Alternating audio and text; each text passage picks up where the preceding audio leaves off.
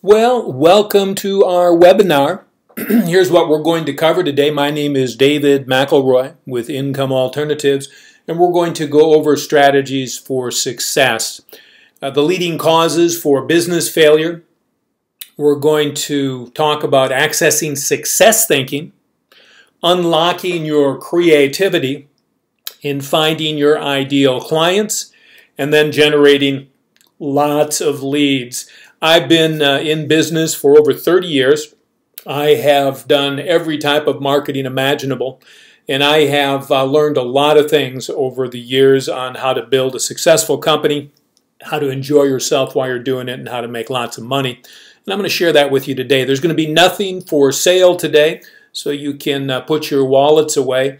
It's just a lot of great content, and I always love sharing this with other people. Mentoring and training is one of my favorite things in life. So let's find out about how you can make more money in less time while having a lot more fun. Let's talk about taking your business to the next level of success. Here's a startling figure for you. Bloomberg reports, the famous business service, that 80% of all new businesses will fail within 18 months. Man, that's frustrating. Imagine the amount of work it takes to get your great idea up and started, to take it to market, to start advertising, and then to be out of business in 18 months. What a heartbreak. Here's something else that's startling.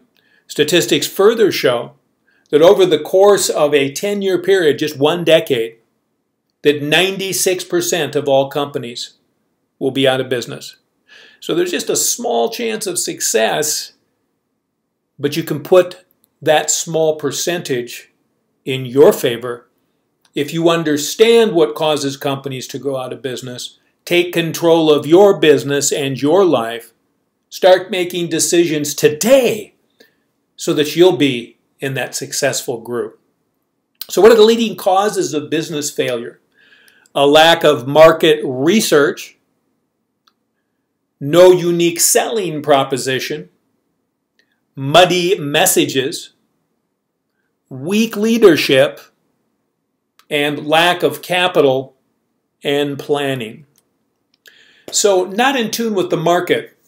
No matter what the size of a company, it requires market research to understand if there's a consumer for your product, what price they're willing to pay, who your competition is, and whether or not it would even make sense for you to bring this product out at all. So this isn't just a problem for small businesses, but the big boys make mistakes too. Smith & Wesson, the famous firearms company, produces mountain bikes that you might have seen law enforcement, police officers riding around in the summertime, and assumed that because police officers bought their bike, that the general consumer would do so as well. So they took that bike to market and it fell right on his face, failed miserably. So Smith & Wesson, of course, could appeal to police officers. They buy lots of weapons to protect us, and it was a natural for them to offer them the mountain bikes. But people thinking of guns and gunpowder and bullets don't think of mountain bikes in the general population, and that program failed miserably. They lost a lot of money. How about Cosmopolitan magazine? Of course, it's got beautiful women in it, lots of provocative stories, and you would think that beautiful women would be concerned about their diet and they'd eat lots of yogurt. Well, Cosmopolitan came out with a yogurt brand, and that yogurt brand failed miserably. Never got off the ground. You probably have never even heard of Cosmopolitan yogurt. So here's a big company. Certainly magazine companies should be up to date with research, but they missed the mark entirely and that product failed. How about Lifesavers? You know those little candies, man? I've been eating those since I was a little kid. I remember eating them in church, passing the time, waiting for the service to be over when I was a very young boy. So you would think they're into sweets and they're into treats, so you think that soda, that soft drinks would be a natural for them. Well, they tried to bring out a line of soft drinks, and it just didn't translate. People didn't think in terms of buying a soda from the Lifesaver brand. So that failed miserably. How about Coors? Coors Beer. They tried to come out with a Coors Rocky Mountain Spring Water. And I can remember back years ago, I lived in Minnesota, and I was on the road with a band. And at that time, Coors Beer was only distributed in, I think, Colorado and a few surrounding states, so you couldn't even get it back in Minnesota where I grew up. And we bought cases and cases of it and brought it back to Minnesota when we were there on a road trip. Well, you would think Coors, their big ad campaign has to do with the water and the mountain water, that it would be natural for them to do a Rocky Mountain Spring Water, but it failed miserably. People didn't think of buying a health water product from a beer brand or a beer manufacturer, so it fell on its nose. How about Colgate, the toothpaste people? Geez, this was an easy one for me. When I thought of Colgate, I didn't really think of kitchen items and kitchen appliances or food. I thought of toothpaste, and I couldn't make that connection. So why they couldn't? Boy, I don't know. But we, as independent business people, want to learn from these lessons. We want to do our market research. And when we take a product to market, we want to understand that we have a market, what that niche is, what they relate to, and be able to speak in their language. Okay, unique selling proposition. A unique selling proposition is a message of how we stand out. We want to be noticed like this red one right here in the middle. We don't want to be lost like the green ones in the crowd.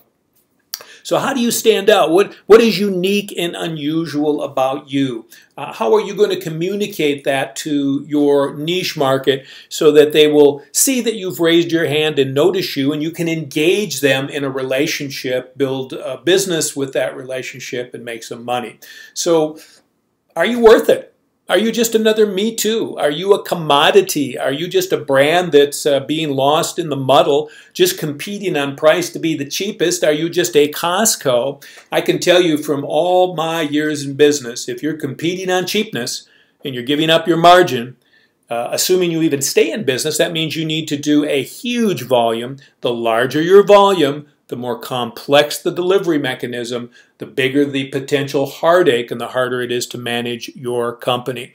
You're much better off being a boutique top-tier provider as a small business person, charging the absolute top of the market for what you deliver, and then seeking out specific clients with your unique selling proposition that you can help understand that they are a match for you and you for them. Give you a perfect example. One of the mentors that I have trained with had an extremely successful information product business. As a matter of fact, I consulted with him and his staff, probably a couple of years ago, and I was looking at going into that business. And they were going hot and heavy. They were making a couple $1 million a year. Well, since that time, he has transitioned completely out of having 1,000 different clients and more than 1,000 affiliates representing his product, and he has streamlined and simplified and gone to a top-tier product for ideal clients, and as a result of that is running a very profitable business, well on its way to millions of dollars of income with a small fraction of the staff and overhead you used to have, much fewer moving parts, and a lot higher quality of life. So let's look at some outstanding unique selling propositions. Tom's Shoes. Very unique. My ex-wife loves them, swears by them. She's got a closet full of them. What's their unique angle? Well, they give away a pair to a needy child for each pair sold. Pretty altruistic, pretty sweet. Certainly has got them a position in the marketplace and made them unique. How about the Mast Brothers Chocolate? You probably haven't heard of them. They're a small company just getting going, but they're having good early success. They make each bar by hand, just like it was done in the 1800s. As a matter of fact, I was doing some research on them, and they're wearing outfits from the 1800s, like the covered wagon days. And they speak of craftsmanship going back to when that mattered, when everything had the personal touch. Matter of fact, they've got wooden boats. And when they go around the world to get materials and supplies for their chocolate and cocoa, They take those boats to give that ambient feeling of the old days, quality merchandise done by individuals. Great branding. You'll probably see more for them in the future. Far beyond the stars. You know, we live in a world today that's increasingly hectic. Stresses are astronomical. Time is a premium, and most of us have less time than we want and are stressed out most of the time. So their unique proposition is 50 strategies for working less. They've carved out a nice niche in that market, going back to a simpler time, and certainly are growing. I think they have like 5,000 subscribers in the short time they've been in business with that message. Outspoken Media. Their message, unique, is 100% female and proud of it. So it makes that strong statement, I am woman and I am strong. I think that's the old Helen Reddy song. I probably am dating myself for you younger people that are on the line. But 100% female and proud of it. Great, unique proposition. And then last on our list today is Kiva, or Kiva, microloans online. They've done over $100 million of loans to small entrepreneurs since 2005. Great, unique selling proposition. All of these are perfect examples of how a company can position itself against its competition, stand out, and be noticed, and also appeal to a niche audience that respects, loves, and resonates with them for what their message is.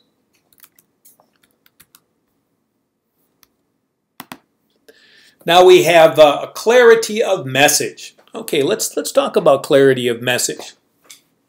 If you can't get your message understood, if you can't get your ad campaigns noticed, if you can't get consumers to engage, click through your ad, take a response or a call to action to go to your squeezing or landing page where you gather their email address so that you can follow up with them, build a relationship, and do business, you're out of luck. So even if you have a great product, you've done the research, you understand there's a need for it, you understand who your target market is, but you aren't able to get out a clear, sharp, succinct message, you're out of luck.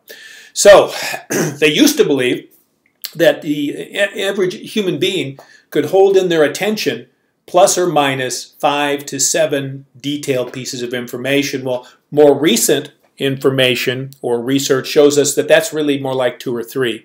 I don't know what caused that. Maybe we have so much demand on our attention that it's just kind of shut us down and we protect ourselves from the intake of information. But nonetheless, easy to get lost in the crowd, to have your ad never get read. So if you want to rise above the din, be noticed so you're not white noise, you have to have a succinct message that gets noticed, and that message has to speak to the hearts and the souls of the right niche market that you are pursuing. So can you hear me? Okay, attention-getting headlines. Here's a sample of a half a dozen headlines that you can fill in the blanks and change them around a little bit and use for attention getting with your customer base. So who else wants, whatever, who else wants to lose 50 pounds? Who else wants to pay no taxes? Who else wants to double their income in 90 days, whatever it would be? How about the secret of losing body fat, the secret of being your ideal weight, the secret of making lots of money with ease? Here is a method helping lots of people to have a higher quality of life, make more money in less time.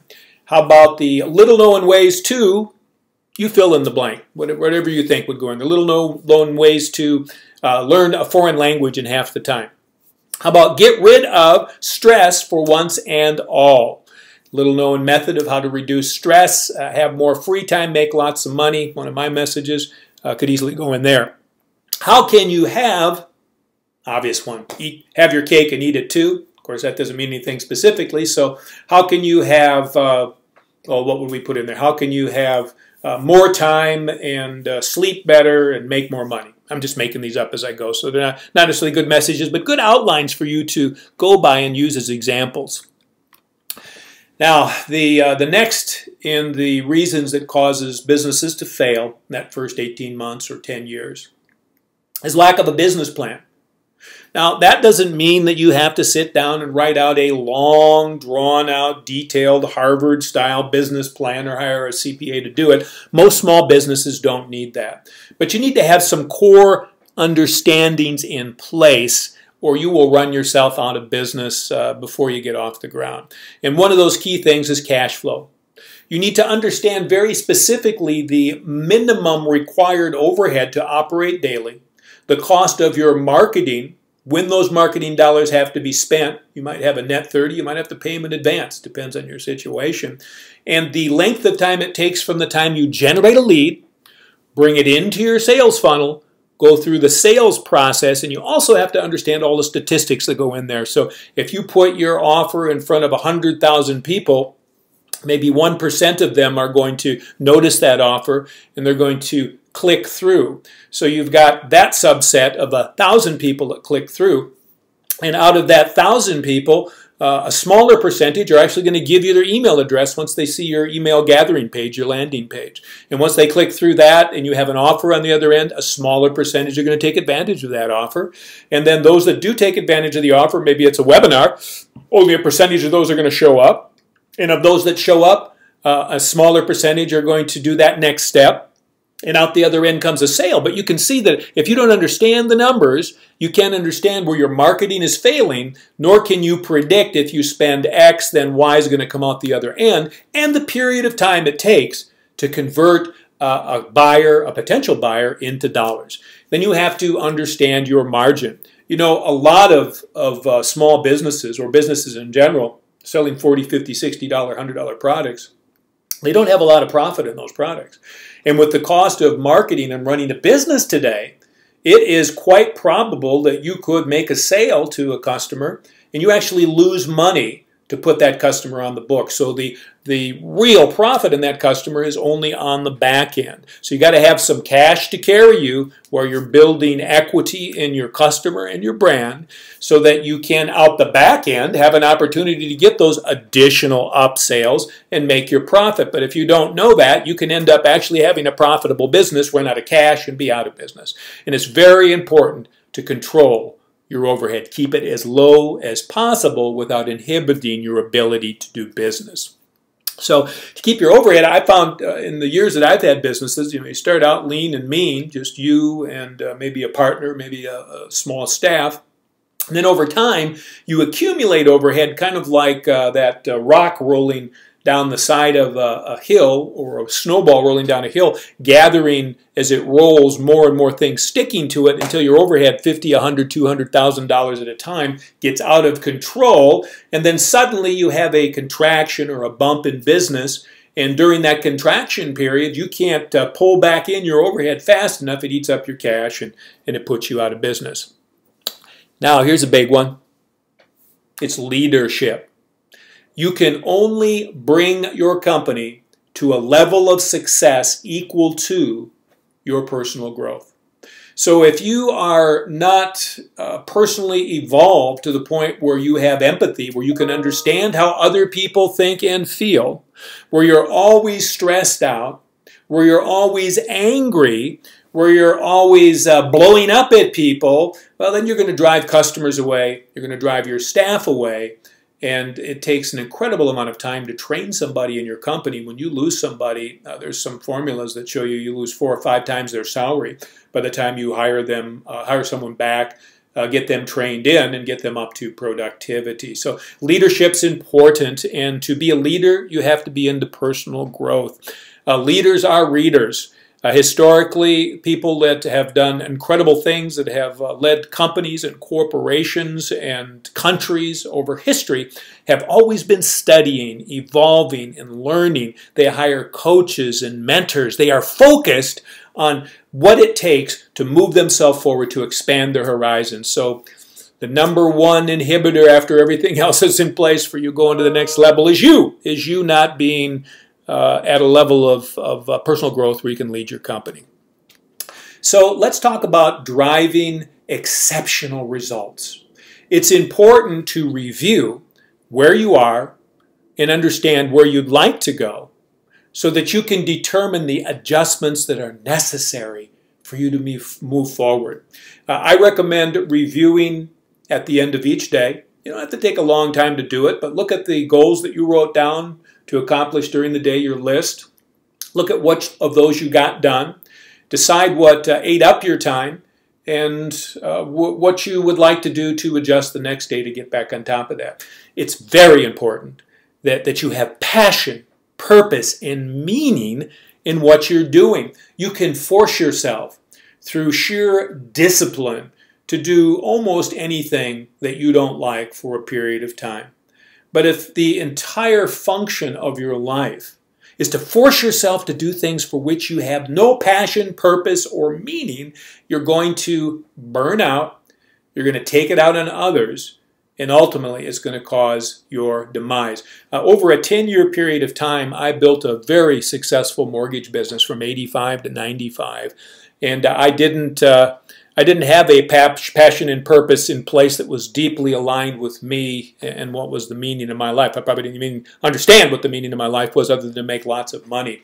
And I can remember after giving up friendships and a personal life and playing guitar, which I used to do for a living, just stopped playing altogether and dedicated to the business. When I finally got to the point where I had made $1 million, I remember looking out the window of my office toward downtown Dallas. I live in the Dallas and Fort Worth area. And saying, this is it. This is it. I sacrificed all this for this. So what I want to tell you is not that $1 million isn't a fair amount of money. Certainly back then it was more than it is now. But that if you aren't aligned with your purpose, if you aren't passionate about what you do, if you don't enjoy the process, I'm not talking about walking around like you have a frontal lobotomy, just giggling and smiling all the time, but passion and purpose and meaning will carry you through long term. And once you accomplish your goals and you hit that peak level, it won't all slip away from you because it's a goal in itself. It ended and there's no life for you after that. So are you having fun? Are you enjoying what you're doing? If you're not, let's take a look at it. Let's think about what's wrong, and let's put some things into action. Now, one of the things that prevents people from putting things into action, that prevents people from taking the next step and transforming their life, is belief. So, failing your way to success. You have a rational mind and an emotional mind. People make decisions emotionally, and then they justify them rationally. So it's imperative that we connect with others emotionally and then help them justify it with their rational mind. An excellent marketing campaign touches people in the heart and then gives them rational reasons why your product or service makes sense to support that emotional feeling. So it's the same with you as an individual. You can rationally determine anything that you think you should do, but ultimately, if it's not in line with your emotions, you will sabotage yourself, knock yourself out of action, exhaust yourself, and not end up developing the business you should. So what prevents people from moving forward at this point? It's fear of failure, I guess. It's comfort with what you're doing and uncertainty about what you might change to. The way you get over that is by maximum iterations. That means by trying lots of things in a short amount of time, measuring the results, changing slightly little by little until you're moving in a direction that gets you the result that you're looking for. There's no behavior you have that you're intentionally doing to sabotage yourself. All behaviors have an intention of serving you. It's just that over time, the world changes and what you're used to do doesn't work anymore, but we're so used to doing it, we continue to do it. I had a dog years ago, and he was old and getting kind of doddering, and we moved his water from where it used to be over to the other side of the room. And for months and months afterwards, every time he was thirsty, he'd go stand to where the water used to be and just stare at it as if it were going to appear there. But the water had moved, and he needed to move to where the water was if he wanted a drink. So discovery and growth are imperative. You've got to try new things. You've got to experiment. Now, a lot of people say that they aren't creative. But in reality, we're all creative. We are born creative. It's the nature of who we are as people. And we can regain that creative confidence And creativity has everything to do with success because it allows us to try different things, experiment, and learn about them. There's a book that's been released not too long ago by Tom and David Kelly. It's called Creative Confidence. And in there, he goes into great detail explaining how engineers, who are, of course, disciplined to be hyper-analytical, which you would think to be the antithesis of creativity, come into his design school, which is, I think, D-Design is what the name of the school is. He owns EDO. EDO did a lot of the design work for Apple computers and helped contributed to Apple's huge success. But he talks about how engineers got together in groups and had tasks that were set before them with limited time frames, and how this one pair of students came into his course, and their task was a 10-week period to develop a product, get it financed, and bring it to market. And because of the constraints of time, because you need to have deadlines to move yourself forward with a sense of urgency, they developed an application for the iPad when the iPad was first being released for reading news. It was a news reader. And they officed in a coffee shop, and so their method of developing the app was to work on it a little bit and then take it around to people in the coffee shop to try it, get feedback from them, and adjust it. So it sounds like a simple project that you would say, well, okay, well, that's cool, it's a school deal, but here's what happened. The project they developed in 10 weeks under the creative guidelines of the program that they were in was ultimately purchased by LinkedIn for $10 million. $10 million. So it's amazing what you can do when you free your creativity. Anybody can encourage and grow their creativity. Many of us lost track of it when we were young because somebody criticized us. We felt bad. We decided we weren't, and then it was trained out of us in school. But we all have creativity.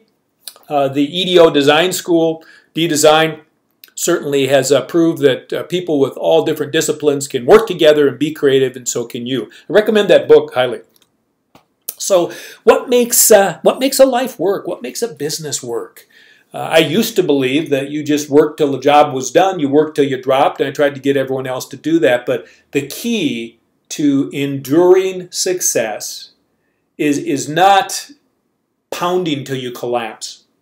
It's to pace yourself, to balance yourself, to have rest. And that's what delivers maximum results. Back in the years when I was a professional guitar player, I was obsessed with playing excellent, complicated passages. And I used to practice passages for hours and hours and hours. And I would never take a break because I didn't want to let up when I could just push and get the job done.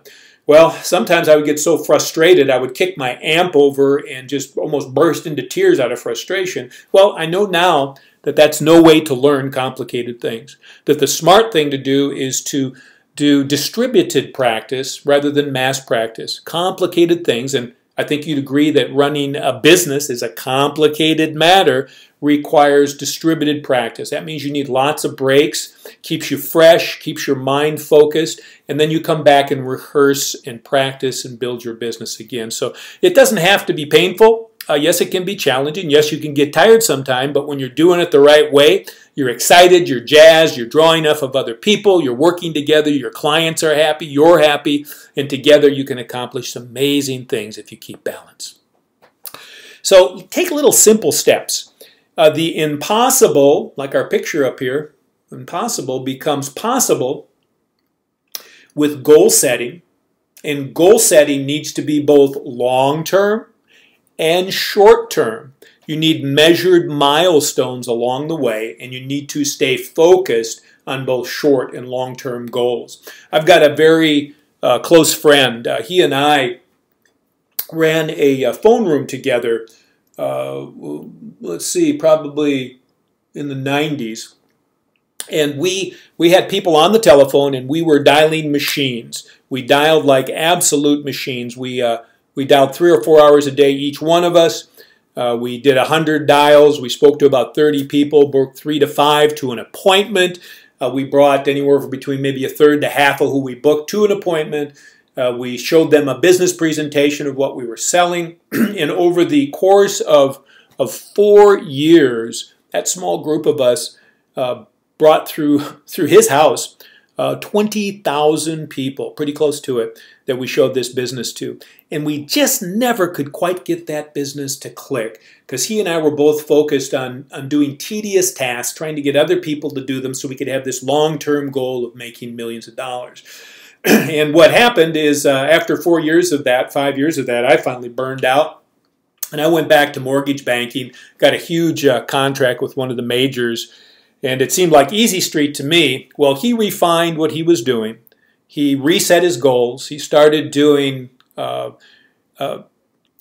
vision practice in the morning and at night, writing down his goals. He started connecting with people, and he went on to set records.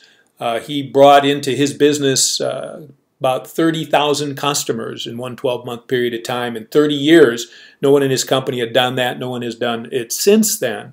And he did it by having the right system in place, by sifting through and connecting with leaders, and then developing those leaders so that they could have success together. You can do amazing things when you're on task and you're focused. Let's talk a little bit about belief. You know who this guy is that's laughing in the middle? That's Albert Einstein. We all know the E equals MC squared. He's a genius, transformed the way that we think about physics. Not everyone knows this, that his teachers thought he was an idiot. They talked to his parents about getting him off into a trade school because he was never going to be able to master anything that required intellectual concentration. He ended up learning how to play violin, and the creative process of playing violin freed his intellect, and of course the rest is history. Here's another one, Michael Jordan.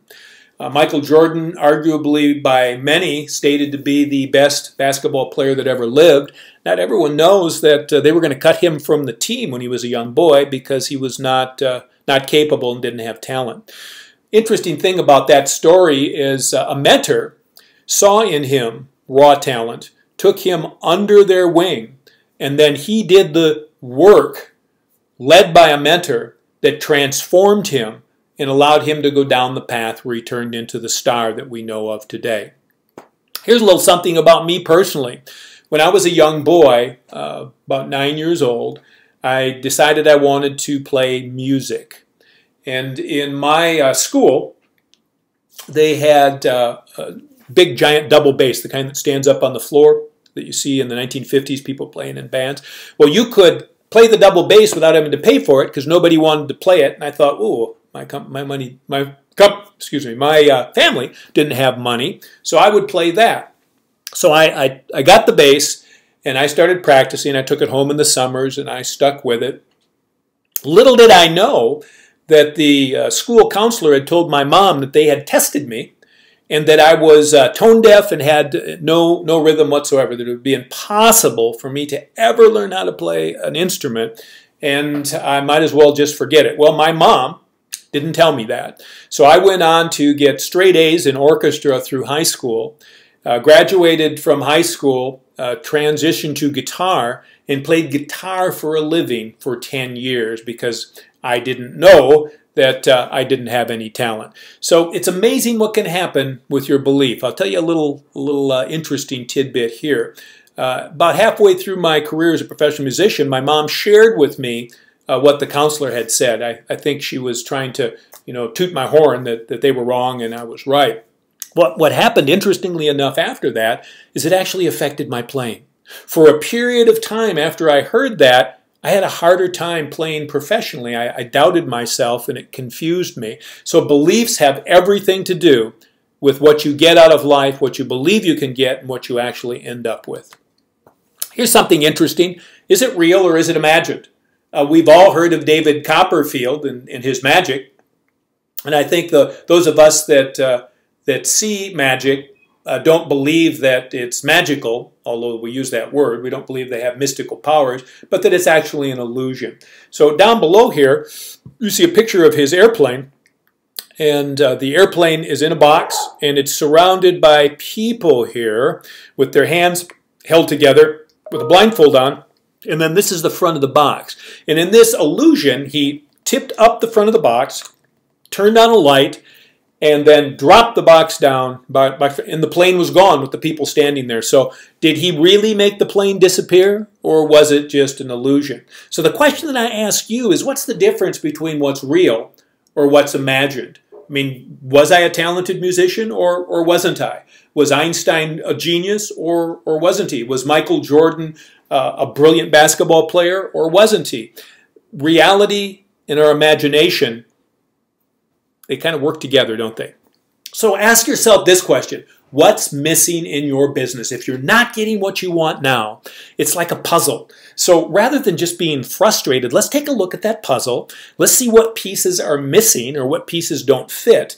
And let's see what we can do to actually turn your business around, and do that by looking at what your hardest challenges are, where you spend most of your time, what you like doing, what you don't like doing. There's a whole analysis that goes behind this to help you transform your business and make it something that it's spectacular.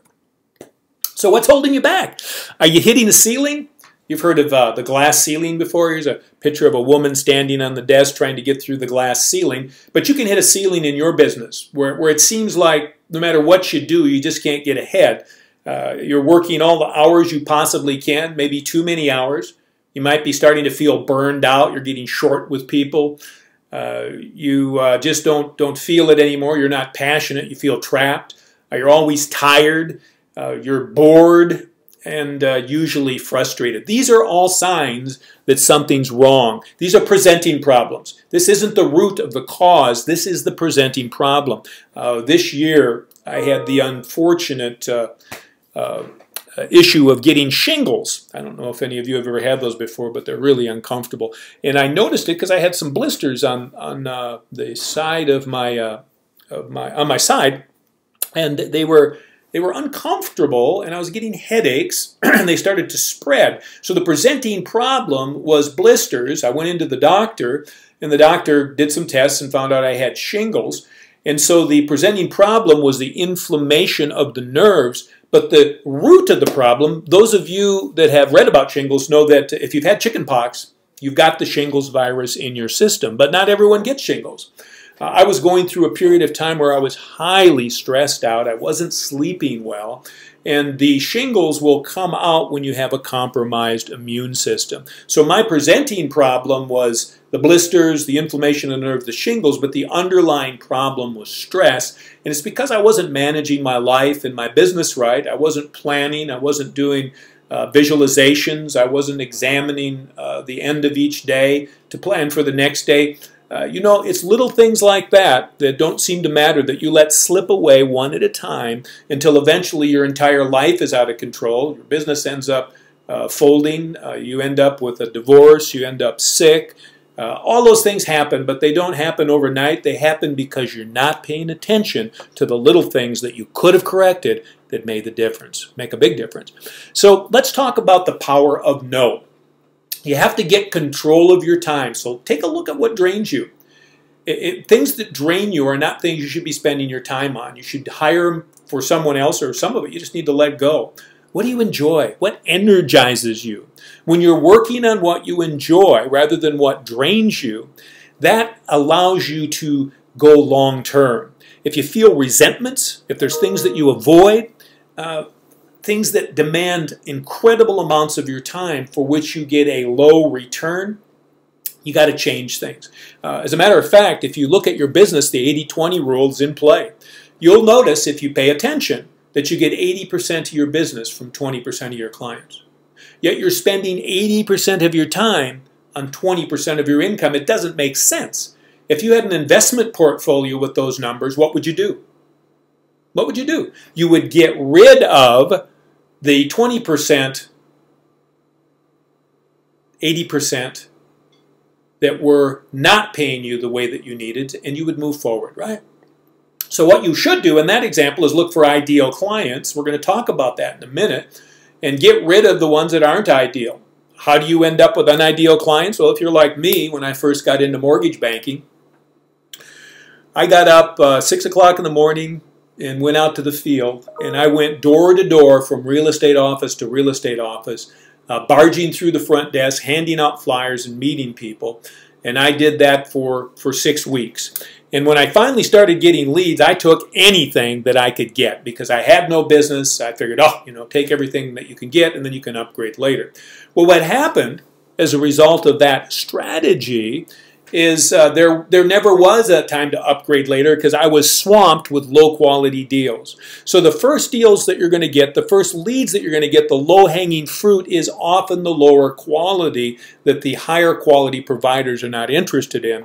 And you can get so mired down in that low quality that it literally steals your life and ends up giving you a business you don't want and prevents you from moving forward. So you have to examine the anatomy of your business. You have to look where you're spending your time. You have to notice what's draining you, what jazzes you, and you have to adjust one item at a time, your business and your life, so that you're able to move forward. When we talk about the power of saying no, we're talking about time management.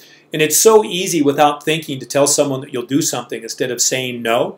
And what happens over the course of a day is you commit yourself to things that you really don't want to do. I have seen people committed to so many things they don't want to do that are inefficient, they can't get to the efficient things. There is a great teacher, he passed away this year, but Chet Holmes, who talked about time management, how to manage time. And he had signed up for a time management course.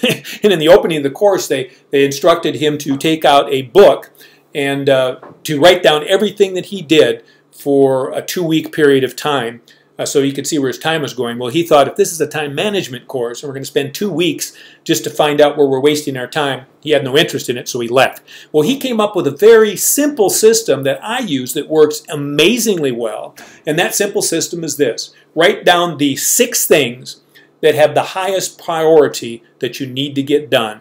Write them down the night before. Then organize them in terms of what's most important. If there's anything that's challenging or the most difficult, do it first so you have it out of the way. Estimate the time you're going to dedicate to that task and write it down next to the task. And then get those things done during that day. The reason that's important is you're getting feedback that you can decide to do something and accomplish it. If you just have an endless running list that's never over, you're sending yourself a message that you're never going to be done. You need those victories along the way. You need to be able to say no. You need to schedule your time if you want to have a high quality life. So, what is your calling? What excites you? What do you do to recharge? If you've been like I was back when I was first in the mortgage business, I got to the point where nothing excited me. Nothing excited me. I was frustrated all the time. I was angry all the time. I was short with people. And what I did to recharge myself? Nothing. I worked until from day to night, went home and went to sleep. Well, I got to tell you, that is not the formula for long-haul success. Here's a picture of David Kelly that I was talking about from EDO, who wrote the book with his brother, Tom, Creative Confidence. And he talks about masterminding and brainstorming and measuring little successes and expanding your network. The power of mastermind is talked about by Napoleon Hill in Think and Grow Rich, which is one of the standard stock readings for people that want to be successful. And in a mastermind, something unique takes place. The joining of more than one mind for a common cause. And what David recommends is that you have cross-disciplines so that you're bringing different perspectives, different ways of thinking to the table and working on problems with those different perspectives to help take them to a new level where each person comes up with an idea without criticism, someone else expands on that and then on that, and before you know it, over a period of time, you have an idea that didn't exist because of the single. For those of you that are readers of the Bible, it says when 2 or more of you are gathered together in my name, there I am. And for those of you that are not of that religious mind, you can think in terms of mastermind or being connected to the universe. When people join together, when people come together in fellowships and communities, there are amazing things that happen. In brainstorming, it's the ideas bouncing off one another that takes you someplace new. And you have to have little successes. Looking at only long-term goals is exhausting. And those long-term goals are wonderful, but you need to have the little milestones in order to feed you emotionally so that you can move on.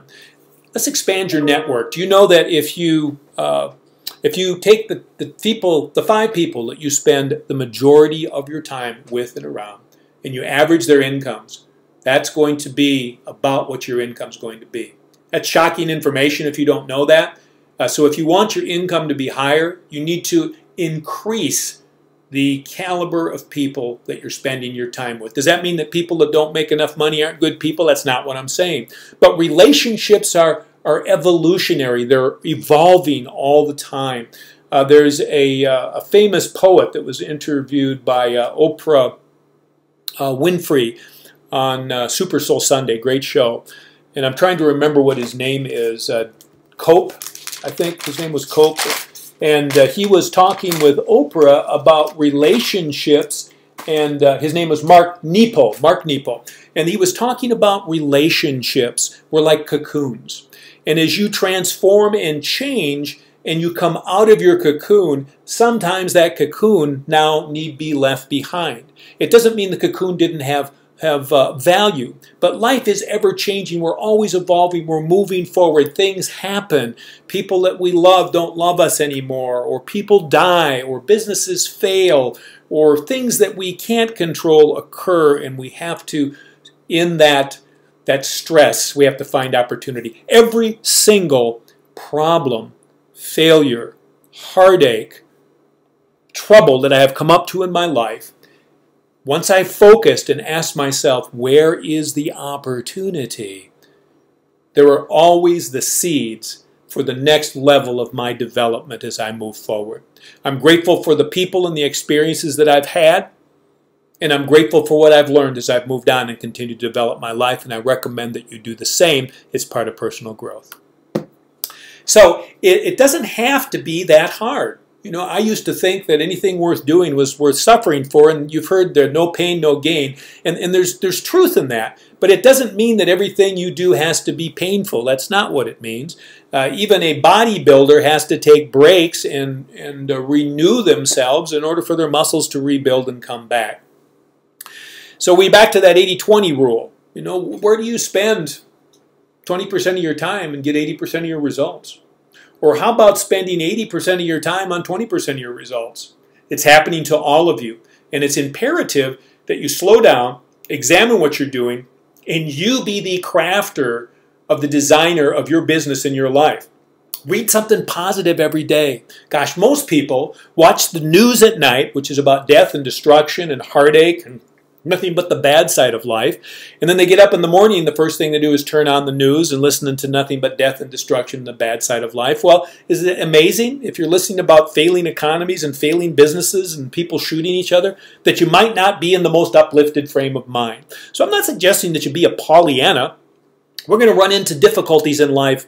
It's just part of living, but we don't need to spend all our time focusing on them. So what I like to do is I like to write down things that I want to accomplish. I want to write down what I want to focus on. I like to read positive things. In the morning I get up and do go to a website and get a daily insight. I read books and I do the same thing, concentrate and meditate both in the morning when I wake up on the list I wrote the night before and before I go to sleep at night. And since I've been doing that, it's transformed how I feel about living. It's improved my hope and my understanding. It's made me more empathetic and more willing to see things from someone else's perspective, and that is imperative if you want to build a cooperative, strong organization and be successful in your business. Goal writing is imperative. If you remember the famous Harvard Business Study where they checked those people that were successful in life, and every single one of them was a writer of goals. And those that didn't write goals, smart people, equally as capable, just didn't accomplish great things in life. Goal writing, reviewing those goals first thing when you wake up, imperative. Okay, so if we have got the things in place that we need for our company to be successful, now it's time for us to find more ideal clients. So where do you find ideal clients? Where are they hanging out? What do they like? How do they think? This is us finding a good match. That's why I got that picture of that match there. So what do they seek? What's their language? And why should they be attracted to us? So to make it big, you need traffic. Lots of traffic. The whole idea that I talked about before is running an infinite number of possibilities or a large number of possibilities through your sales process, so out the other end comes people that you can talk to, have a relationship with, and do business with. You can do free social media marketing. I have done that. The problem with free social media marketing is it takes hours of your time. It's hard and slow to get started. It's hard to maintain, and it's extremely demanding. So you can do a little bit of it, but I recommend highly that paid marketing is the smart way to go. Put your time into other things and running your business rather than being distracted by this. You can spend hours and hours and weeks and months and not really get a return on your investment. So let's look at paid marketing. We have Google PPC, that's pay per click. Google, of course, AdWords has been around for a long time. I have a friend that was one of the very first people to adopt AdWords back in the day when it first came out, I think early 2000s. And as a result of that, she very cost effectively got 2 billion, with a B, billion hits to her website, which made her wealthy. And she's got a consulting company to this day that makes her a couple $100,000 a month because of the right place and the right time. Google is much more difficult to use these days. They're very finicky. You can get your account shut down very easily if you make a mistake in your landing page or violate their policies. Bing, easier than Google, but also more restrictive. Banner ads, those are ads that you see when you're at someone else's website. Banner ads can be useful, but it's difficult to target tightly to just specific visitors to that site, and so you can end up paying money for the customers or the visitors you don't want. Solo ads, that's an ad that you send out to someone else's list, someone that has gathered a list together. Very easy to get a bunch of clicks, pay for them, not have them be ideal leads for the ideal client for you. So solo ads can be used, but you need to be delivering them to the right list. You need to make sure it's a match for your product. There's a place for that, but maybe or maybe not a place for you. Direct mail. Man, I have done a lot of direct mail over the years. I have built companies from scratch on direct mail.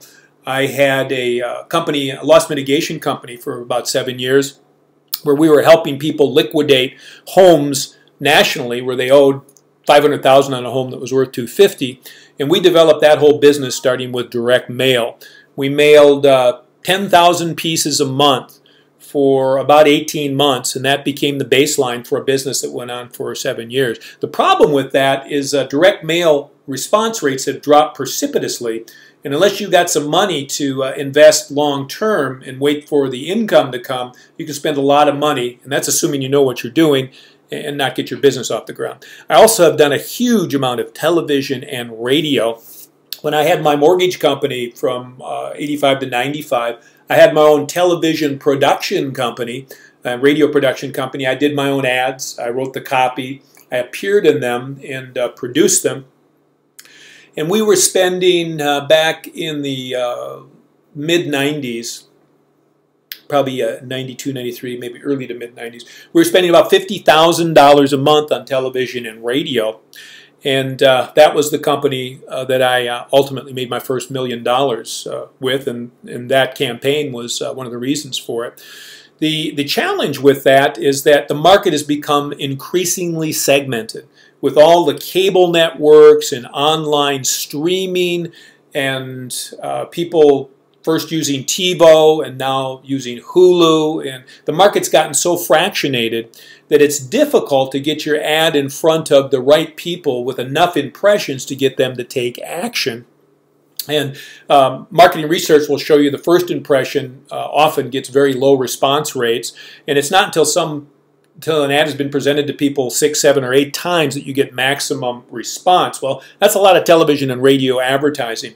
I have another real estate venture that I've been getting off the ground for the last year, and we looked at television and radio, but the cost has tripled or quadrupled, and the response and pull-through rate has been cut by more than half. So we couldn't make that economically viable. So we are using a direct mail campaign, which is working nicely for us because we picked a target market where the real estate values are 400,000 to 1 million. So it doesn't take a lot of pull-through in order for us to make that profitable for the real estate company. But we still planned putting in a year worth of work before we got a return on that investment, and that might not work for all of you.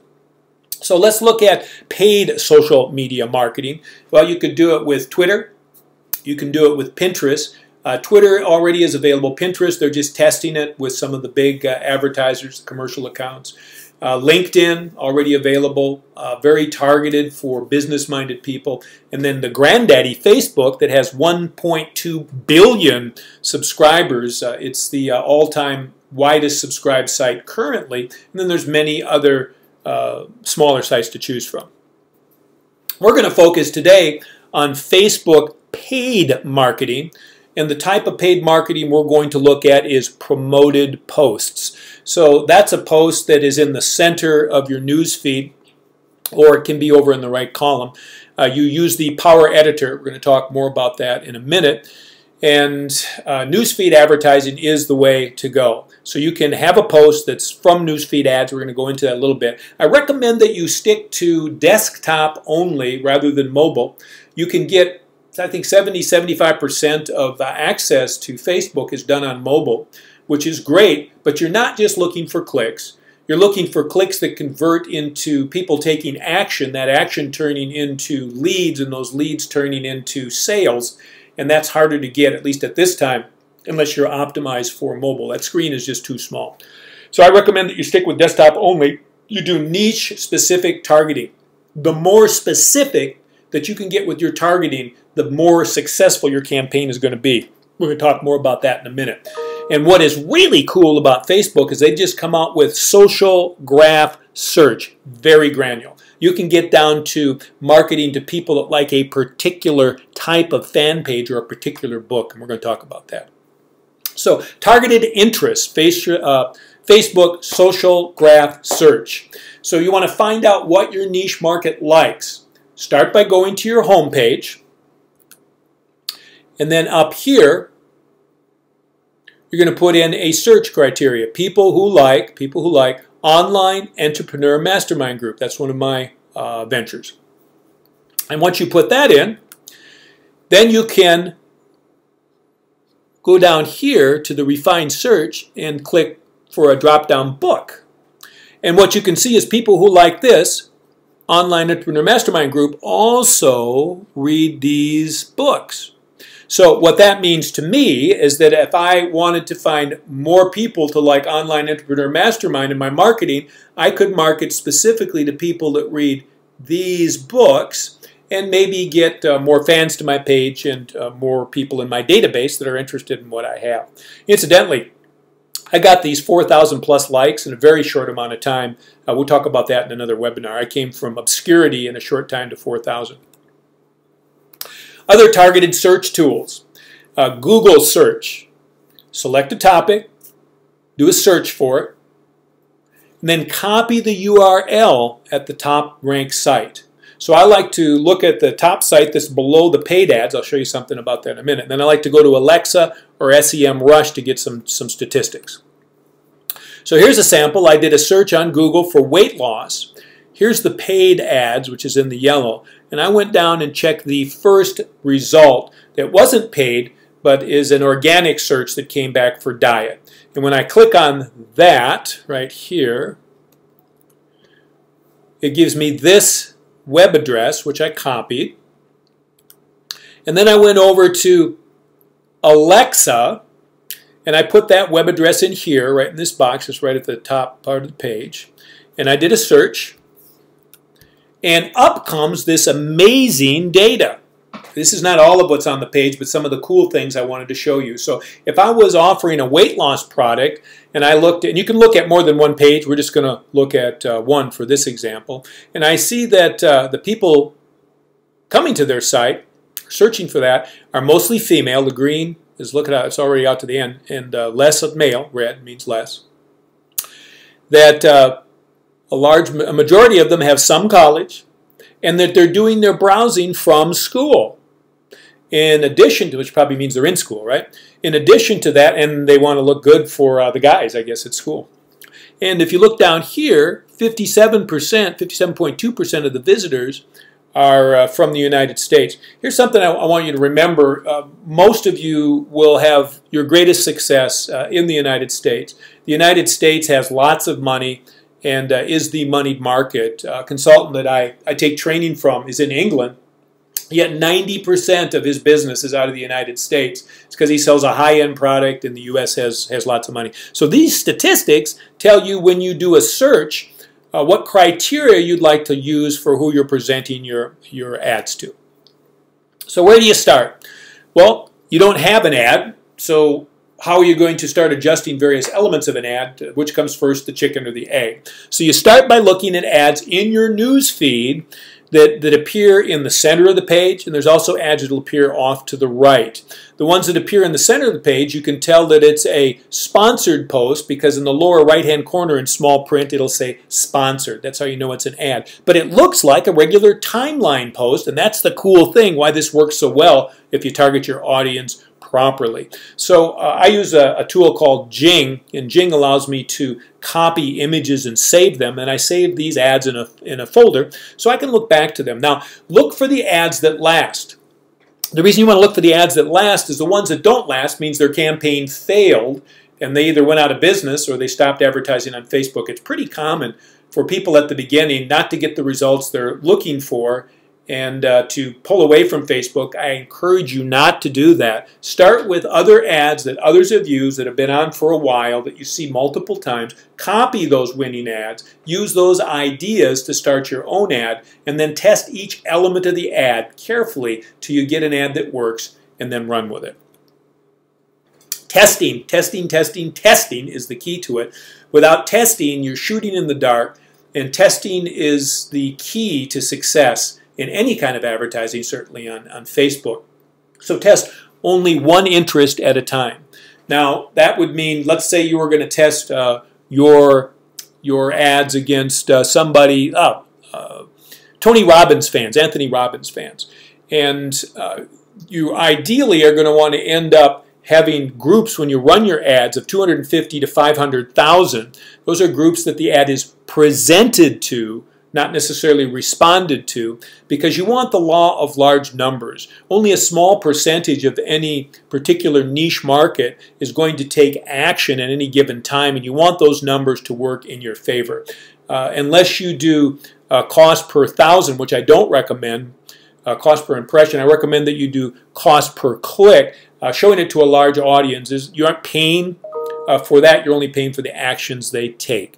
So once a group is interested and you've tested it, you can combine groups. So you can combine more than one group. You can combine Tony Robbins with people that read Think and Grow Rich, with people that read other books.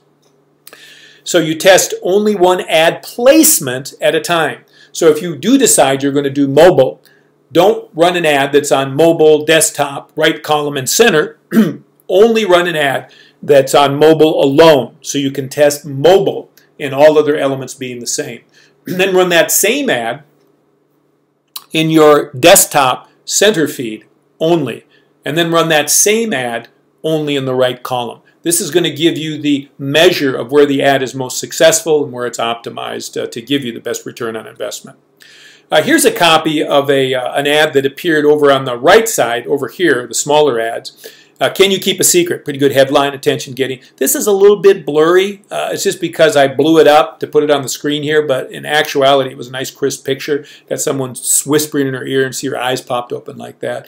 And then they have their landing page address here.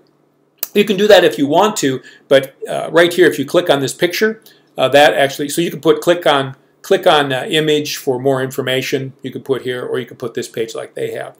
Boom, we are finally figured out how to get all the free traffic we want from, and you don't know, so you got to click on it. So raises curiosity. So this is a right side ad. Here's one that's right in the middle. It looks like a timeline post. Remember I said sponsored? See, this is the only way you know that it's a sponsored ad. But if you aren't looking close, it looks like just a normal ad, and if it's an attention getter, here's something with some charts and graphs, and it's about personal capital, how to manage, I guess, your, let's see all your accounts, I guess how to pull all your accounts together in one place and manage them. Well, cool is that you can get likes, So you can get likes as an incident to your advertising. I don't recommend paying to get likes. Likes are great to have, but I would take them as an incident to your campaigns to generate opportunity. This also gives a chance for people to see, how many likes and shares you have, which can help for ad credibility. So after interest, next test the graphic. So we've tested for interest. We now know Tony Robbins, Think and Grow Rich, Robert Kiyosaki, whoever we put together in the interest groups. And now we're going to test for the best click-through rate with CTR, click-through rate, right here, with a graphic. Then test the printed copy, the actual printed material, the ad copy, for what's catchy and what makes sense. And once you have this all down, you're going to take the best ad copy, the best picture, and you're going to put it with the best audience, and then you're going to run that ad until it fatigues. Ads will fatigue after someone has seen it 10 to 13 times. They'll just go blind to it. They won't see it anymore. You can either write a brand new ad, or you can just change the picture. That'll sometimes give you some additional ad life. Here's some advanced campaign tips. Once you set up a campaign, and I'm going to show you how to do that in just a minute here, not only can you set up the campaign, but you can pause it. So you can click a pause to look at something or adjust something, to decide you want to change your audience. You can do that, but do not complete the campaign and then restart the same one again. The reason you don't want to do that is, let's say you had an audience of 250,000 potential viewers. It's going to be presented to them. And 100,000 of them, as your campaign was running before it ran out, saw that particular ad or had it presented to them. And then you let it expire, let it come to an end, let it complete, and then started the campaign over again, rather than the campaign picking up from where you left off, where that 100,000 had already seen it, and it's going to be presented to the other 150,000 out of the 250. Chances are you're going to go back and have the same 100,000 people be presented it again, or at least have them mixed in. So you aren't going to get as good a return on your investment. Also, Facebook keeps track of your click-through rates. The better your click-through rate, the better the placement they give you. So the more clever you are in strategies of setting up your ad campaigns and getting click-throughs, the better the placement. So it's kind of a self-fulfilling prophecy. The better you do, the better they help you do. So targeted click-through rates to shoot for. The news feed click-through rates, look at it in two categories. The cold audience, that means people that are not fans of your page, that haven't liked you. Desktop only, not mobile. The center feed, you can look for about a 1% click-through rate. And a cold audience, desktop only, on the right side feed, you're going to get about a 2% click-through. So I guess you get a higher click-through because they present it there more often, but there's arguments over whether or not that traffic is as good. But the audience piece still is in place, which means you want to have an audience of 250 to 500,000. That's if it's a national campaign. And if it's past clients, the click-through rate will be significantly higher, 2-3 times higher than that, sometimes more, if they're already fans. I would run different campaigns for both. I wouldn't mix the two campaigns together. Too hard to mix, to measure what it is that's working. Also, if you're doing local marketing for businesses in a particular zip code or city, then of course the 250 to 500,000 isn't going to be possible. Just get the maximum Q you can get for that local audience, for that niche, for that product or service. So how to get started with newsfeed ads. First, go to your home page. Then over on the left side, over here, there's going to be Ads Manager. Click on that.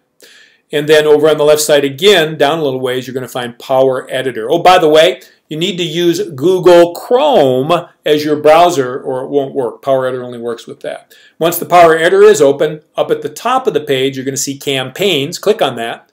Then you're going to see another button that says Create Campaign. Click on that. And go ahead and click and create the campaign. I'll show you how to do it in a minute here. Then you're going to do the same thing. You're going to see a button that says Ads. Make sure you've selected this campaign. I usually go over to the left, make sure it's highlighted, and then go up to the top and click Ads. You're not, I'm pretending like this is the page with those things. So if you don't see what it is I'm talking about, you're not crazy. It's not there. And then create an ad. So here's what it looks like. When you click Create an Ad, you put in an ad name. Here was a pre-launch for a product advertisement that I did for a business partner. And then I like to click to website. There's a drop-down box here where you can select what's going to happen when they respond to the post. And I like to post page link to website eligible for newsfeed. And then if I do the domain name, of course, it's only right column. And I'm going to prefer sticking eligible for newsfeed only whenever possible. And then I'm going to, let's see, what did I, oh, here we go. I'm going to pick one of my landing pages, or excuse me, one of my fan pages. I've got one called Innovation Coaching and Mentoring. For this particular ad, I selected that page. And then I am going to do an unpublished post. The reason for doing unpublished posts is since I like to run a lot of tests, I don't want to have 15 copies of the same ads posted at my fan page and have my fans saying, what's going on here? And then have them either unlike me or start hiding my posts so that they don't see them. So with an unpublished post, you're able to create a post that isn't posted on your fan page and have multiple iterations of that so you can test. And then down here is we're going to put in the URL or the address of the landing or squeeze page you want to send them to. And this particular webinar is not going to go into the details of that. I have another webinar where I can go into how to do a squeeze page, how to set that up with an autoresponder for email follow-up, but that's not for this webinar. Okay, once you click on setting up the ad, you're going to have some choices here: links, photos, video, status, and offer. This is going to be for select an image. So our post is going to have an image in it. So I'm going to click here to get that image, and then in here I'm going to put the text. I selected an image of myself for this test. And then down below I'd have Dave McElroy, top entrepreneur, teach you how to double your income in 90 days, or whatever my ad copy would be. Here's a copy of desktop only. You can see down here, newsfeed desktop only. You can do a tracking pixel here. I'm not going to show you that on this one. That'll be for another webinar. Here's the unpublished site, and here's where the URL, the landing page that I'm going to send them to. Now we want to pick our audience. You can save an audience, which would be existing target. I like to stick in the United States, but you might want to refine that down to a city or a zip code depending on your campaign. I like to have people that have money and a credit card. In this particular campaign, I set it up at age 45 to 54. I recommend, depending upon what you're selling, you stick with, I had a product that I was selling and demographics showed us 45 to 54 was where the top money was spent. It was an expensive campaign, so we advertised there. And then down here we're going to put in our precise interest, and this one was for women only. So for that weight loss example, women only would be a good choice because what we noticed is that they were more interested than men. Here's a campaign selected for women, and I picked Anthony Robbins. This is going to be a campaign about life coaching. So I wanted somebody that was interested in personal development. Well, you can see that this particular campaign of women that like the Anthony Robbins page is a sampling in the United States of 50,000 people.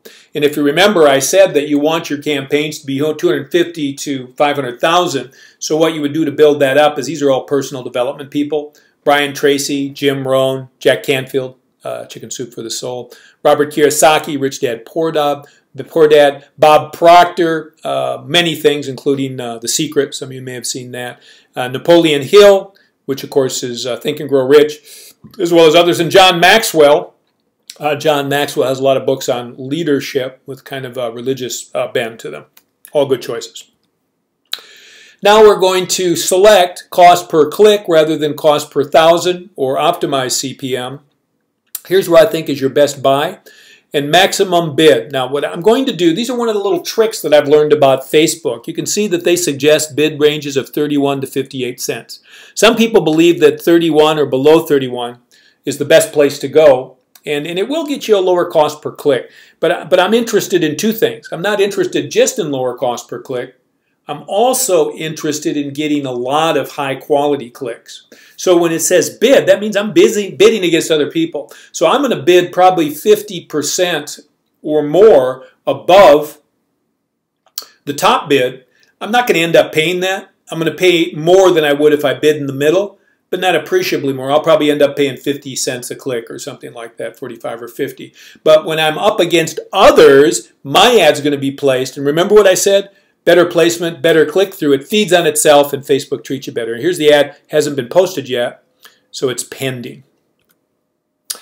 Here's some other marketing resources that you may need. Lead Pages. It's a great tool. It's a group of people out of Minneapolis, and they aggregate the most talented people creating squeeze and landing pages to get clients or potential clients to give you their email address, and they rank them from top to poorest performance. They're always updating them. You can subscribe to them on a monthly basis, or you can give them a flat fee for the year in advance and get about a 50% discount. But they have stellar lead capture and landing pages. I recommend them highly.